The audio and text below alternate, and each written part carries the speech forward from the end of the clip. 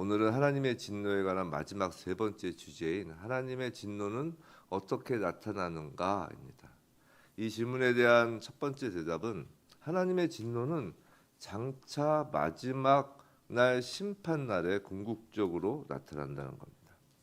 데살로니가 1장 10절 말씀인데 찾아보시지 마시고요. 제가 읽어드릴게요. 데살로니가 1장 10절 말씀에 또 죽은 자들 가운데서 다시 살리신 그의 아들이 하늘로부터 강림하실 것을 너희가 어떻게 기다리는지를 말하니, 그러니까 예수님의 제 이름을 얘기하는 거죠. 말하니 이는 장래의 노하심에서 우리를 건지시는 예수시니라 라는 말씀에서 장래의 노하심이라고 해서 장차 마지막 심판날에 궁극적으로 나타난 하나님의 진노에 대해서 이제 말씀하고 있습니다.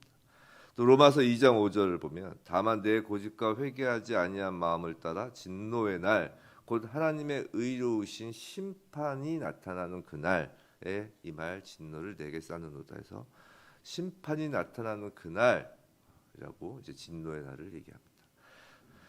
또 둘째로는 공적인 정의의 실행을 통해 현재 하나님의 진노가 나타나는 경우도 있습니다. 그러니까 현재 하나님의 진노가 나타나는데 다만 공적인 정의의 실행으로서 나타나는 거죠. 바울은 이에 대해서는 로마서 뒷부분에서 이제 다루고 있습니다. 하지만 오늘 본문에서는 이것을 말하고 있지는 않아요. 이제 세 번째로 이제 그 하나님의 진노에 어떻게 나타나는지 세 번째는 그 하나님의 진노가 현재 나타나는 다른 경우가 있는데 이것이 바울이 로마서 1장부터 기록한 오늘 본문 말씀에서 이제 다루고자 하는 것입니다. 오늘 본문 24절부터 32절까지 한번 보시면 같은 말이 세 번 반복되는 것이 있습니다. 뭔지 한번 보시죠. 이 새벽에 저와 여러분 사이에 서로 마음이 통하는 것 같습니다. 새벽에 눈도 침침하고 찾기 귀찮으시죠? 그냥 제가 말할게요. 이제 반복되는 것은 24절에 내버려 두사, 그죠? 26절에 내버려 두셨으니 또 28절 내버려 두사입니다. 세 번의 반복으로 하나님의 진노가 어떻게 현재 나타나는지를 말해주고 있는 거예요. 우리는 하나님의 진노라는 말을 들을 때 보통 하늘로부터 오는 폭풍우, 번개, 땅에서 일어나는 대격변과 불바다, 홍수 등을 생각합니다. 근데 하나님의 진노는 하나님이 간섭하심으로써 작용하는 것이 아니라 그분이 간섭하지 않으심으로써 곧 사람들이 제멋대로 하도록 놓아두심으로써 작용한다는 거예요. 유명한 일화가 있는데 아마 들어보신 분들 꽤 되실 거예요. 제가 옛날에 들어가지고 실제 있었던 일이기 때문에 이름도 있는데 이름은 제가 까먹었습니다. 어떤 무신론 철학자가 많은 사람들을 모아놓고 하나님이 안 계신 것을 자기가 증명하겠다고 하면서 이제부터 내가 5분 동안 모든 욕이란 욕을 동원하여 하나님을 욕할 것이라고 했습니다. 만일 그럼에도 불구하고 하늘에서 벼락이 내려서 자기를 벌하지 않는다면 그건 하나님이 없기 때문이다 라고 한 후에 정말 입에 담기에도 험한 그 욕을 5분간 하늘을 보고 하나님을 향해서 쏟아 부었다고 합니다. 근데 결과가 어땠을까요? 당연히 아무 일도 일어나지 않죠. 그러자 그 무신론자는 기가 살아서 그것 봐라 하나님은 안 계신다라고 하였다는 거죠. 근데 그때 한 노신사가 앞에 나와 그에게 말했다는 거예요. 노신사가 딱 나와서 나는 평생 하나님이 내 인생에 간섭하셨네. 잘하면 잘하는 대로, 잘못하면 잘못하는 대로 언제나 곁에서 일일이 간섭하시며 동행하셨네. 지금 자네가 증명한 것은 하나님이 안 계시다는 것을 증명한 것이 아니라 자네가 하나님으로부터 버려졌다는 것을 증명한 것이네 라고 말했다는 거예요. 그러자 좌중이 쥐 죽은 듯이 고요해졌다는 거죠. 원전은 경건하지 않음에서 시작되었습니다. 21절부터 23절까지라고 하였죠. 어제 주일 설교에서도 말씀했어요. 하나님을 영화롭게도 아니하며 감사하지도 아니하며 마음이 어두워지고 자기가 잘난 줄 알고 어리석게도 우상을 숭배하는 겁니다.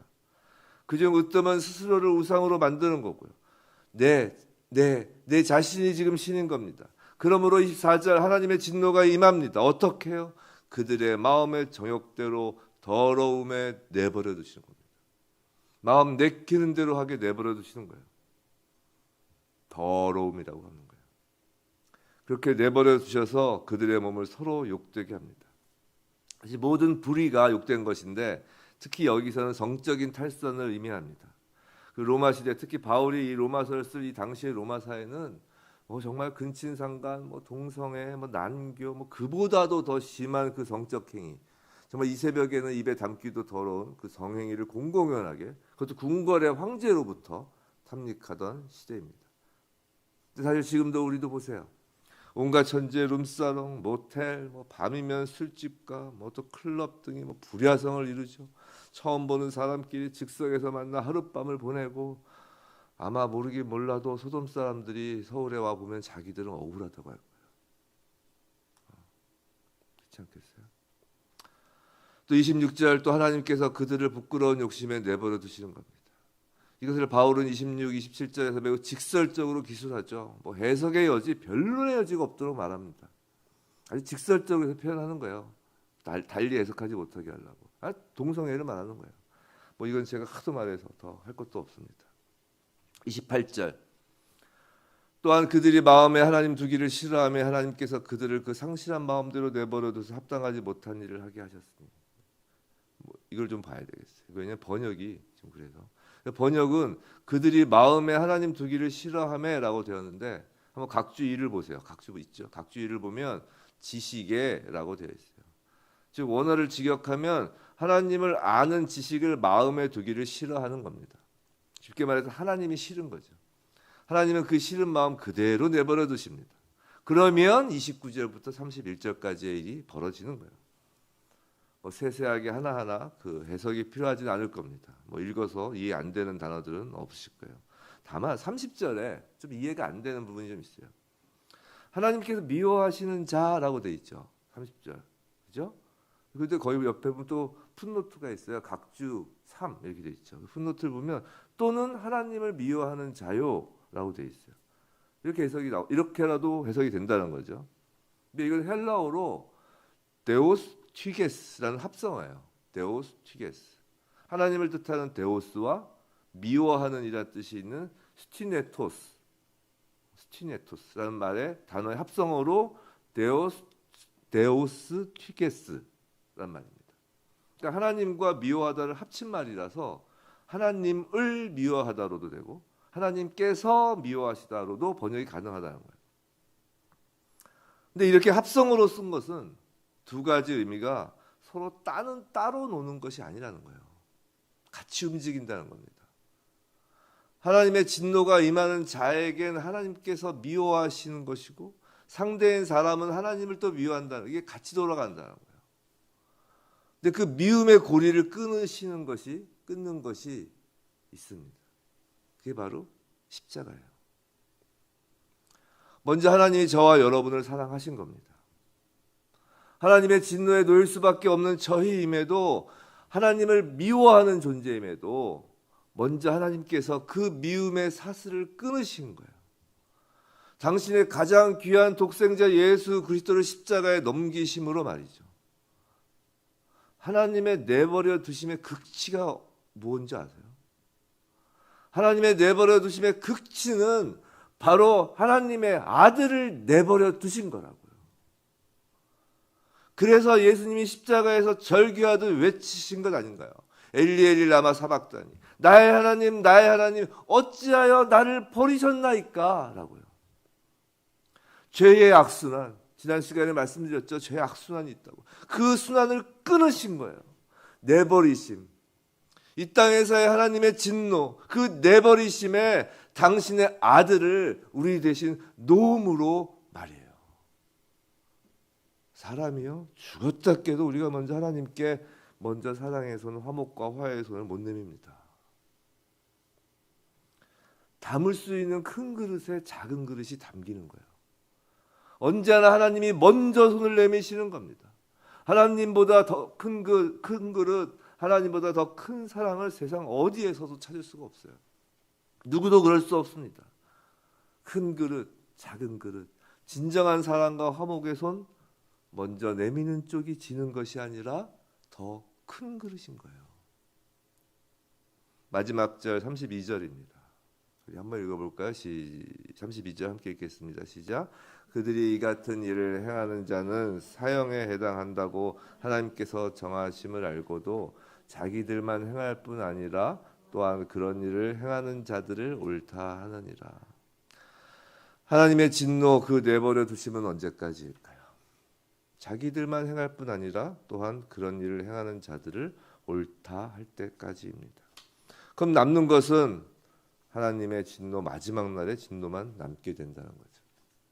성도 여러분, 간통과 간음이 아름다운 사랑 이야기로 또 진리를 거짓으로 바꾸고 아주 공공연하게 드라마로, 영화로 묘사되고 또 그런 드라마, 영화가 극찬을 받는 시대입니다. 동성애에 대해서 부도덕하단 말은 엄두도 못 내고 그런 행위를 옳다고 유치원, 초등학교에서부터 가르치는 시대입니다. 신학교도 그렇고요. 교단도 그렇습니다. 입도 뻥끗 못하는 시대로 가고 있어요. 죄라고 하면 자칫하면 목사직도 날아가고 범죄자가 됩니다. 이미 그런 나라가 많은 것을 알고 계실 겁니다. 그런 겁니다. 이미 성경에서 경고했던 일들이 일어나는 겁니다. 그런 거예요. 성도 여러분, 너무 놀라거나 두려워하지 마시기 바랍니다. 우리는 하나님의 진노의 대상에 위치할 수 없어요. 왜냐하면 예수님께서 이미 이 땅에서 우리가 받을 하나님의 진노를 다 받아주셨기 때문입니다. 예수님께서 십자가에 달려서 돌아가신 그 하나님의 진노는 심판날 마지막 날에 그 진노만 받으신 게 아니라고요. 우리가 이 땅에서 살아가면서 받아야 될 하나님의 진노까지 모두 다 짊어지시고 그곳에서 하나님의 진노를 받으신 거라고요. 저와 여러분에게 내버려 두심이란 더 이상 하나님의 진노가 아니라 하나님의 오래 참으심입니다. 성도 여러분, 하나님의 오래 참으심 잘 아시죠?